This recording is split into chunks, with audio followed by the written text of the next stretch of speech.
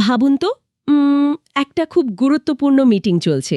আপনি মাত্রই আপনার জীবনের সেরা আইডিয়াটা সবার সামনে উপস্থাপন করলেন। হ্যাঁ, সবাই হয়তো খুব মন দিয়ে শুনছে। ঠিক, আপনার ঠিক উল্টো দিকে বসা মানুষটি মাথা নাড়লেন, হাসলেন আর বললেন, দারুণ আইডিয়া, শুনতে খুবই ভালো লাগছে, সবকিছু একদম নিখুঁত মনে হচ্ছে, তাই না? কিন্তু মিটিং রুম থেকে বের হওয়ার পরই ওই অস্বস্তিটা শুরু হয়, রাইট? একদম তাই। আপনার ভেতরে একটা অদ্ভুত অস্বস্তি কাজ করতে শুরু করলো। আপনার সিক্সথ সেন্স বা ভেতরের একটা প্রবৃত্তি আপনাকে বারবার বলতে লাগলো, আইডিয়াটা আসলে ওই মানুষটার একদমই পছন্দ হয়নি। মুখে তো সে খুব ভালো ভালো কথা বলেছে। হ্যাঁ, মুখে তো খুব প্রশংসা করল, আপনার মনে হলো সে আপনার সাথে একমত নয়। কিন্তু কেন? আচ্ছা, বিষয়টা একটু ভেঙে বলা যাক। উত্তরটা লুকিয়ে আছে সেকেন্ডের 25 ভাগের 1 ভাগ সময় ঘটে যাওয়া একটা ছোট্ট ঘটনায়, যেটা হয়তো আপনার সচেতন মন খেয়ালই করেনি, কিন্তু আপনার অবচেতন মন ঠিকই ধরে ফেলেছে।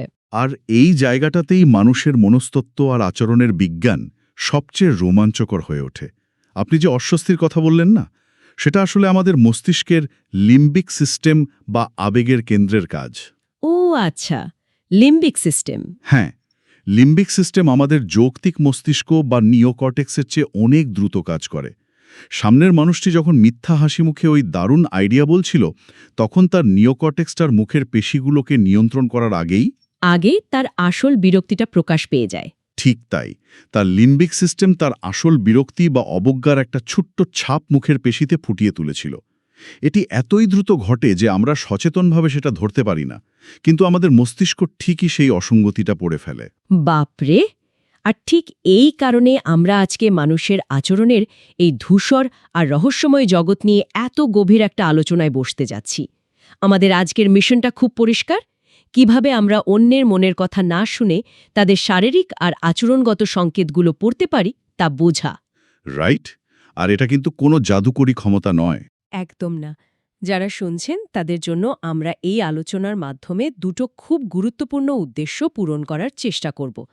প্রথমত, গ্যাসলাইটিং আর মানসিক ম্যানিপুলেশনের মতো ক্ষতিকর পরিস্থিতি থেকে নিজেদের রক্ষা করা। আর দ্বিতীয়ত হচ্ছে হাই প্রেশার মিটিংস আর টিম লিডারশিপের ক্ষেত্রে এই সংকেতগুলোকে কাজে লাগিয়ে কিভাবে আত্মবিশ্বাসের সাথে নেতৃত্ব দেওয়া যায় সেটা শেখা। হ্যাঁ, তবে এখানে একটা বিষয় পরিষ্কার করে নেওয়া খুব জরুরি।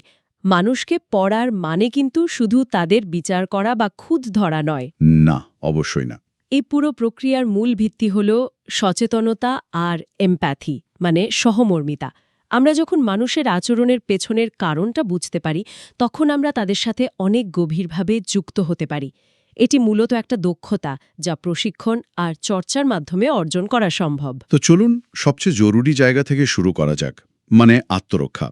মানুষের আচরণ পড়ার সবচেয়ে বড় প্রয়োজনীয়তা হল নিজেকে সুরক্ষিত রাখা।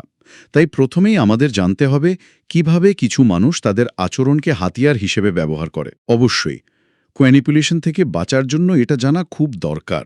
সোর্সগুলো থেকে ম্যানিপুলেটর বা যারা মানসিক কৌশল খাটায় তাদের প্রধান লক্ষণগুলো যখন আমরা বিশ্লেষণ করি, তখন একটা নির্দিষ্ট প্যাটার্ন দেখতে পাওয়া যায়।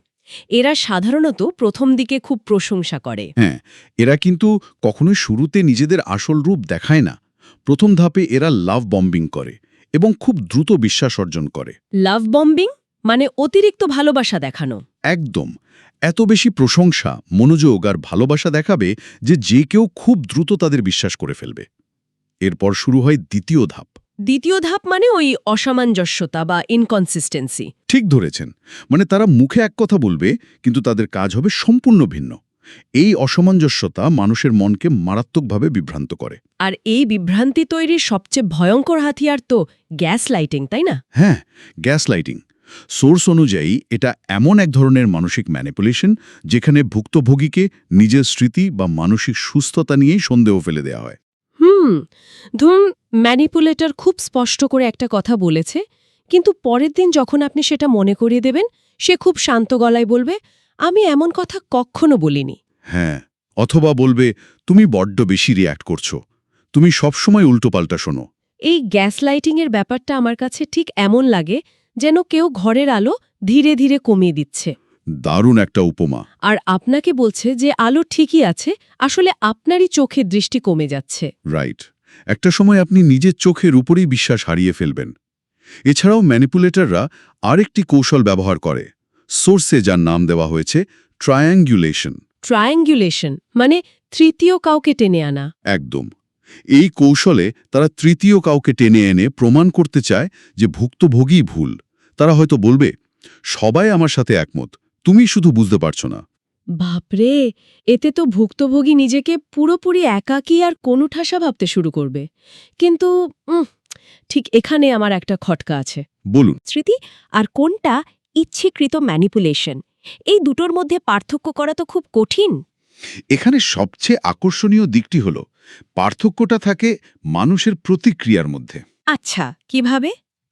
যখন কোনো সাধারণ মানুষ সত্যি সত্যি কোনো কিছু ভুলে যায় বা ভুল করে, তখন সে একটা সমাধান চায়। সে পরিস্থিতিটা স্বাভাবিক করার চেষ্টা করে বা ক্ষমা চায়।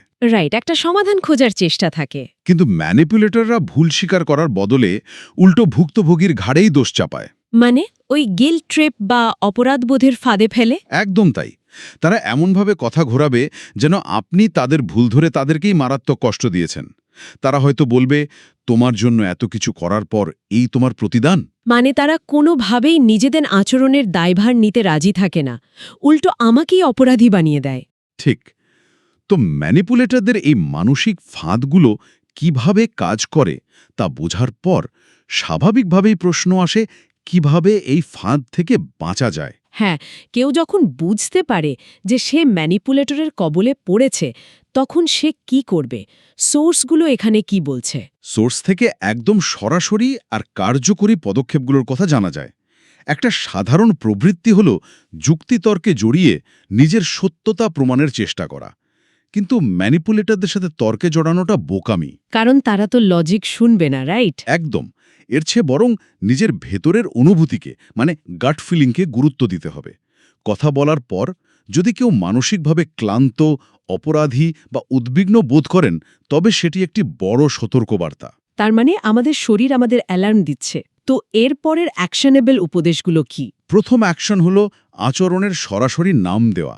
মানে সামনাসামনি বলা। হ্যাঁ, বলতে হবে এটি ম্যানিপুলেশন আর আমি এটি মেনে নেব না। এরপর অ্যাক্সেস বা যোগাযোগের পথ সীমিত করে দিতে হবে। সোর্স বলছে ম্যানিপুলেটররা কেবল সেখানেই সুবিধা করতে পারে যেখানে মানুষের নিজের প্রতি বিশ্বাসের ঘাটতি থাকে। তো এই সব কিছুর মানে আসলে কি দাঁড়ায়? মানে বাউন্ডারি সেট করার কথা তো বলা হলো, কিন্তু খুব কড়াকড়িভাবে সীমানা নির্ধারণ করলে কি মানুষ আমাদের নিষ্ঠুর বা অহংকারী ভাববে না? আমরা যদি বিষয়টিকে বৃহত্তর প্রেক্ষাপটে দেখি, তাহলে বুঝতে পারব যে বাউন্ডারি মানেই নিষ্ঠুরতা নয়, এটি হলো বিচক্ষণতা। দয়ালু হওয়া মানে বোকা হওয়া নয়। রাইট। সীমানা নির্ধারণ করলে ম্যানিপুলেটরদের ক্ষমতা খর্ব হয়, কারণ তারা বিভ্রান্তি ছাড়া টিকতে পারে না। আপনি যখন স্পষ্ট করে বুঝিয়ে দেন যে আপনার সীমানা কতটা শক্ত, তখন তারা বুঝতে পারে যে এখানে তাদের কৌশল কাজে আসবে না। তার মানে বাউন্ডারি হলো নিজের একটা ফিল্টার। নিজের সীমানা রক্ষার মতো এই আত্মরক্ষামূলক কৌশলগুলো থেকে এবার আমরা দেখব কিভাবে এই দক্ষতাগুলো পেশাদার জীবনে কাজে লাগানো যায়। হ্যাঁ, বিশেষ করে হাই প্রেশার পরিস্থিতিতে। রাইট। ধরুন একটা হাই প্রেশার বিজনেস মিটিং। ব্যবসার মিটিংয়ে সাধারণত মানুষ খুব মেপে কথা বলে, কিন্তু তাদের শরীর আসল কথাটি বলে দেয়। হ্যাঁ, এখানে ওই মাইক্রো এক্সপ্রেশনের ব্যাপারটা আসে, যা আমরা একদম শুরুতে বলেছিলাম, যা সেকেন্ডের 25 ভাগের 1 ভাগ সময় স্থায়ী হয়। ঠিক। এর সাথে আসে বডি ক্লাস্টার বা আচরণের সমষ্টিগত প্যাটার্নের কথা। নির্দিষ্ট একটা উদাহরণ দেয়া যাক। মিটিংয়ে কেউ হয়তো কোনো আইডিয়া শুনে মুখে বলল, সাউন্ডস গুড, শুনতে ভালোই লাগছে, কিন্তু তার হাসিতে চোখের চারপাশের পেশি কুঁচকালো না এবং 1 সেকেন্ডের ভগ্নাংশের জন্য তার ঠোঁটের এক পাশ বেঁকে গেল। ওহো, এই ঠোঁট বাঁকানোটা কিসের লক্ষণ? সোর্স বলছে এটা হলো অবজ্ঞা বা কন্টেম্প্টের লক্ষণ। সে মুখে যাই বলুক, সে আসলে আপনার আইডিয়াটাকে পাত্তা দিচ্ছে না। বাপরে, এত সূক্ষ্ম ব্যাপার! সোর্স থেকে তো আরও কিছু চমৎকার উদাহরণ পাওয়া যায়, তাই না? হ্যাঁ, যেমন ধরুন টেনশনের মুহূর্তে অবচেতনভাবে মুখ বা গলা স্পর্শ করা, একে বলা হয় প্যাসিফাইং বিহেভিয়ার। মানে নার্ভাস হলে নিজেকে শান্ত করার চেষ্টা। ঠিক। আবার ধরুন আলোচনার মাঝখানে পায়ের পাতা দরজার দিকে ঘুরিয়ে রাখা। হ্যাঁ, এটা তো আমি অনেক দেখেছি। এর মানে হলো সে অবচেতনভাবে ওই স্থান থেকে বেরিয়ে যাওয়ার আগ্রহ প্রকাশ করছে। পা হলো সবচেয়ে সৎ অঙ্গ।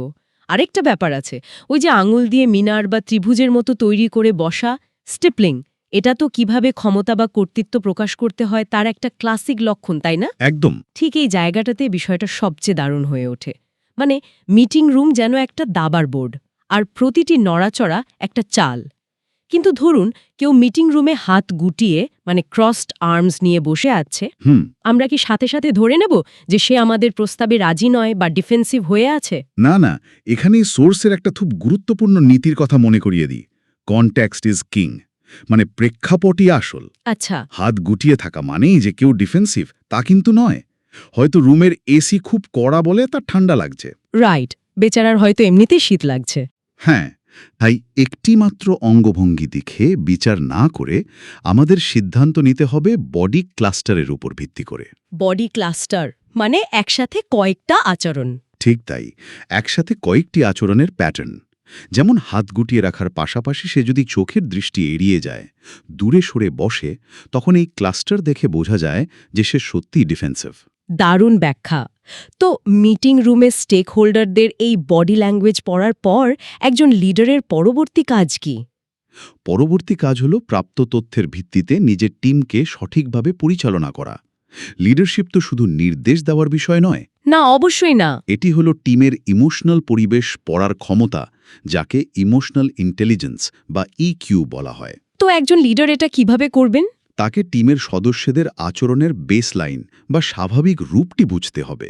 বেস লাইন মানে স্বাভাবিক অবস্থায় কে কেমন আচরণ করে সেটা। একদম। একজন লিডার যদি বুঝতে পারেন যে টিমের মনোবল ভেঙে গেছে বা টেনশন তৈরি হয়েছে, তখন তিনি শুধু লক্ষণ নিয়ে পড়ে থাকেন না, বরং তিনি সমস্যার গোড়ায় কাজ করেন। রাইট, আর এখানেই তো ক্যালিব্রেশনের আর্ট চলে আসে, তাই না? সোর্স অনুযায়ী ক্যালিব্রেশন হলো পরিস্থিতি অনুযায়ী নিজের আচরণ মানিয়ে নেওয়া। হ্যাঁ, ধরুন টিমের কোনো সদস্য শান্ত প্রকৃতির, তো লিডার হিসাবে খুব জোরে আর আগ্রাসীভাবে কথা বললে তার সাথে সংযোগ বা কানেকশন কিন্তু তখনই বিচ্ছিন্ন হয়ে যাবে। আবার কোনো আলোচনায় দ্বন্দ্ব দেখা দিলে কণ্ঠস্বর না চড়িয়ে বরং নীরবতাকে কাজে লাগাতে হবে। কেউ রেগে থাকলে যুক্তির বদলে তাকে আগে শান্ত করার কৌশল নিতে হবে। ঠিক তাই। কিন্তু এখানে আমি একটা চ্যালেঞ্জ ছুড়ে দিতে চাই। লিডারদের যদি সবসময় অন্যদের রিডিং পড়ে নিজেদের মানিয়ে বা ক্যালিব্রেট করে চলতে হয়, তবে কি তারা নিজেদের আসল সত্তা হারাচ্ছেন না? হুম, আমি বলতে চাইছি, এটি কি এক ধরনের অভিনয় হয়ে যাচ্ছে না? এটি একটি গুরুত্বপূর্ণ প্রশ্নের জন্ম দেয়। কিন্তু সোর্সের বিশ্লেষণ থেকে আমরা বুঝতে পারি যে ক্যালিব্রেশন মানে কোনোভাবেই ম্যানিপুলেশন বা ভণ্ডামি নয়। আচ্ছা, এটি হলো অ্যাডাপ্টেশন বা মানিয়ে নেওয়ার ক্ষমতা। নিজের শেকড় ঠিক রেখে পরিস্থিতি অনুযায়ী নমনীয় হওয়াই হলো সবচেয়ে বড় প্রভাব বিস্তারের উপায়। এটি ইমোশনাল ইন্টেলিজেন্সের একটি অনেক বড় প্রমাণ। মানে আমি আমার উদ্দেশ্য ঠিক রাখছি, শুধু সামনের মানুষের ফ্রিকোয়েন্সির সাথে নিজেকে টিউন করছি। একদম তাই। দারুণ! আমরা আজ সত্যি অনেকগুলো ভারী আর চমৎকার বিষয় নিয়ে আলোচনা করলাম। আমরা দেখলাম কিভাবে গ্যাস লাইটিং শনাক্ত করতে হয়। এবং কিভাবে শক্ত বাউন্ডারি ঠিক রাখতে হয়। হ্যাঁ, এরপর আমরা দেখলাম মিটিংয়ে নন ভার্বাল সংকেতগুলো কিভাবে পড়তে হয়। আর সব শেষে ইমোশনাল ইন্টেলিজেন্স দিয়ে কিভাবে ক্যালিব্রেট করে নেতৃত্ব দেওয়া যায়। সোর্স মেটেরিয়ালের সবচেয়ে বড় শিক্ষাটা কিন্তু আমার কাছে খুব স্পষ্ট। সেটা কি?